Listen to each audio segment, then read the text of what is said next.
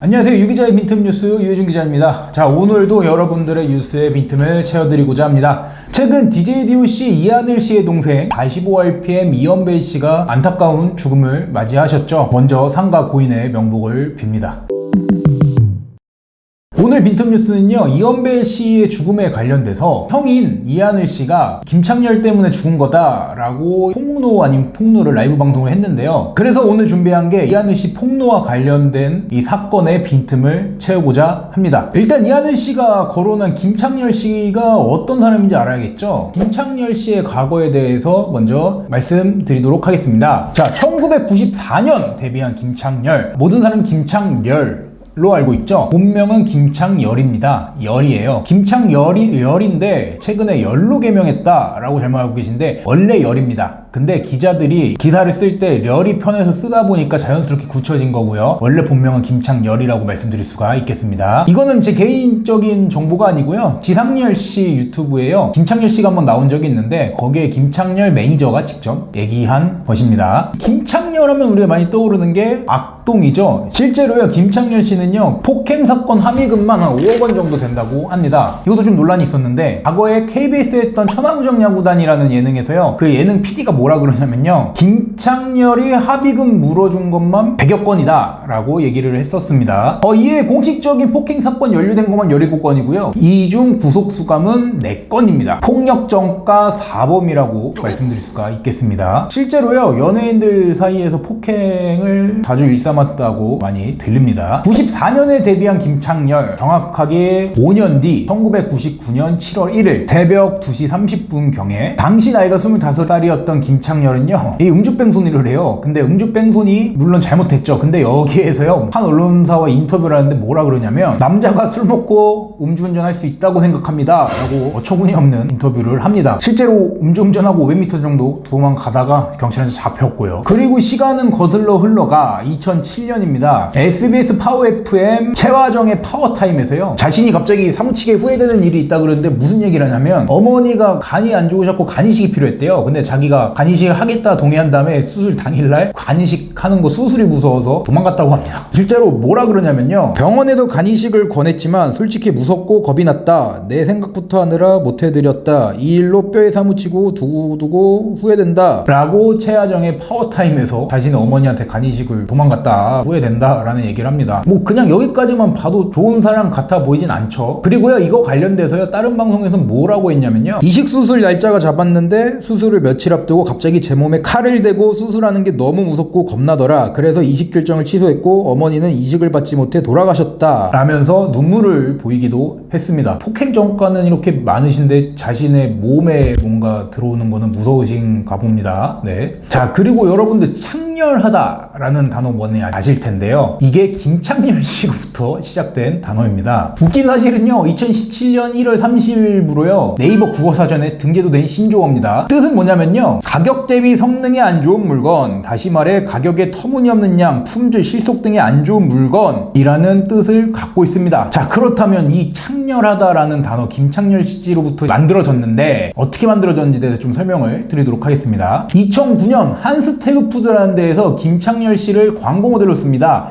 그때 세븐일레븐이라는 편의점에 나오게 된 제품이 뭐냐면 김창렬의 포장마차라는 제품인데요, 이때 저도 편의점에서 많이 봤는데 뭐 겉보기에는 되게 푸짐해 보이고 가격이 좀 있었어요. 근데 열어보면 진짜 막 형편이 없었습니다. 뭐 예를 들어 순대 2개 들어있거나 이렇게 가격에 비해서 정말 하찮은 상품이었는데요, 이 편의점에서 이걸 본 사람들이 가성비가 너무 떨어진다 라면서 이제 커뮤니티 같은 곳에 올리기 시작합니다. 그리고 이게 어느 정도로 이렇게 좀 사람들에서 확산이 됐냐면, 실제로 SBS 뉴스에서요, 이 한스푸드태그 관계자를 인터뷰합니다. 이거 너무 부실하다, 가격은 비싼데 왜 이렇게 만들었냐 그랬더니 이 관계자는 말이 더 웃깁니다. 소비자의 선택이잖아요. 내용물을 열어보면 이만큼 들어가 있네, 판단하시고 비싸다 그러면 안 사시면 되는 거잖아요 라고 인터뷰를 했습니다. 그러니까 우린 만들었으니까 먹기 싫으면 니들이 먹지 마라 라고 얘기한 거라고 볼 수가 있겠네요. 방금 말씀드렸던 인터뷰를 보면 약간 소비자를 우롱하는 것 같죠. 김창렬이라는 이름이 들어가면서요, 김창렬의 안 좋은 이미지, 이미지 그리고 그 제품의 안 좋은 이미지가 겹쳐지면서 대중들한테 창렬이라는 단어가 확산이 되게 됩니다. 아는 사람만 아는 단어였어요. 이때까지만 하더라도. 이때 방점을 찍는 게 질소과자 사건 아시지 않습니까? 과자 안에 과자보다 질소가 많다 갖고 질소과자 사건이 일어나면서요. 막 질소과자 이렇게 갖고 막 한강 건너갔는데 이렇게 퍼포먼스도 있었죠. 이걸 보고 커뮤니티에서 창렬경제, 대창렬시대 그리고 질소과자를 포괄해서 창렬푸드라고 하면서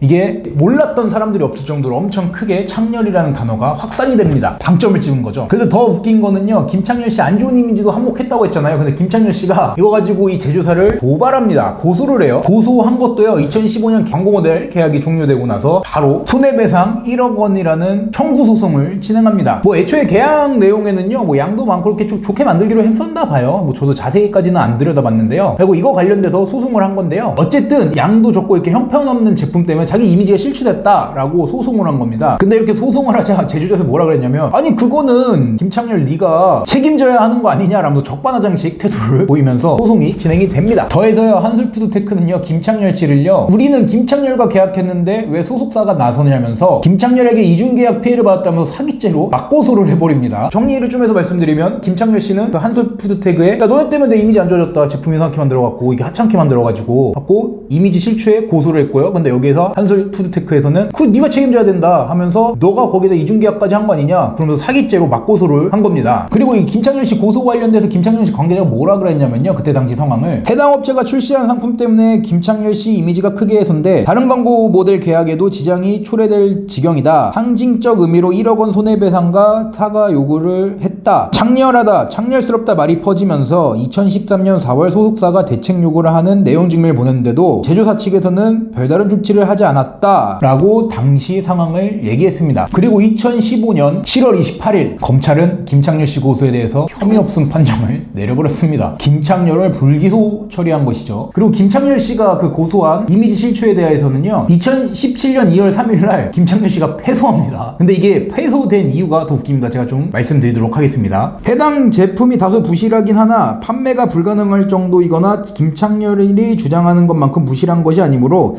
제품의 부실함으로 인해 김창렬의 명예가 훼손됐다고 보긴 어려우며, 여기에 김창렬의 평소 행실에 대한 대중들의 부정적인 평가가 해당 제품을 필요 이상으로 부실하게 인식하게 된 계기라고 할 수 있어 피고에게만 책임을 묻기 어렵다라고, 김창렬 너 어차피 네 이미지 때문에 제품 형편없는 거는 그것도 항목을 했다라고 얘기를 하는 겁니다. 그리고요, 2심까지 갑니다. 2017년 9월 19일인데요 2심에서도 김창렬 씨가 패소합니다. 여기서 재판부는 김창렬 씨를 확인사살하는데요, 뭐라 그러냐면요, 김창렬 씨가 연예계 악동이라 불릴 정도로 부정적 평가를 받던 것이 촉발제가 되었을 가능성이 있다 라고, 김창렬 씨의 평소 이미지 때문에 이것도 그 연관이 있기 때문에 뭐 이미지 실추까지는 생각하기 어렵다 라는 재판부의 결론이었습니다. 창렬하다는 단어가 국어사전까지 등재가 되고 사람들의 입에서 당연시 쓰는 단어가 되면서요, 이 창렬하다라는 이미지를 바꾸기 위해서 김창렬 씨가 2018년 도시락 브랜드를 런칭을 하는데요, 창렬하다 때문에 창열로 김창렬의 도시락으로 오픈을 합니다. 근데요, 대중들의 반응은 싸늘했습니다. 왜 그러냐면 도시락이 10,000원이에요. 솔직히 사람들이 뭐라고 댓글까지 다냐면요, 누리꾼들은 뭐라 그러냐면, 그 돈이면 국밥이 두 그릇이다, 누가 도시락을 10,000원 주고 사 먹냐 라고 오히려 비꼬기까지 했습니다. 그래서요, 뭐 누리꾼들 사이에서는 이런 얘기도 있었습니다. 창열이라는 거는 가격에 비해 양이 적은 거고 창열은 양에 비해 가격이 높은 것이다 라면서 김창렬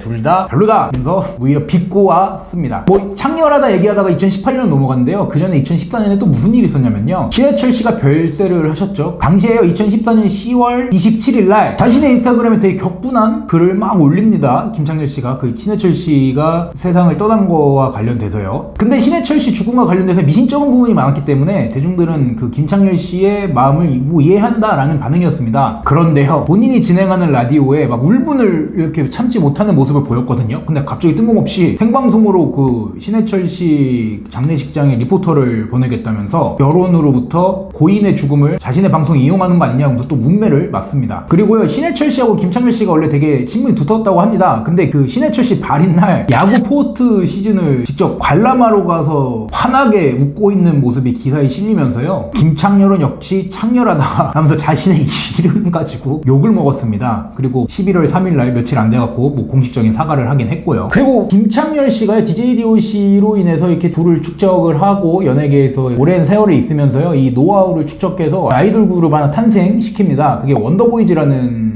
아이돌 그룹인데요. 이 아이돌 원더보이즈가요, 폭행 및 갈취 혐의로 김창렬 씨를 고소합니다. 그러니까 자신이 데리고 있는 키운 아이돌들이 김창렬을 고소한 거예요. 이거 말고 탈세, 횡령도 같이 원더보이즈 친구들이 고소를 했는데요. 결과는 탈세, 횡령은 무혐의 처리가 되고요. 폭행 혐의 같은 경우에는요, 불구속 공판이 예정돼 있었는데 2016년 10월 20일 날요, 원더보이즈 측에서 처벌을 원치 않는다면서 의사를 밝혔고 법원에서는요, 공소기각 판결을 내려버립니다. 그러니까 뭐 마무리가 된 거죠. 그리고 이렇게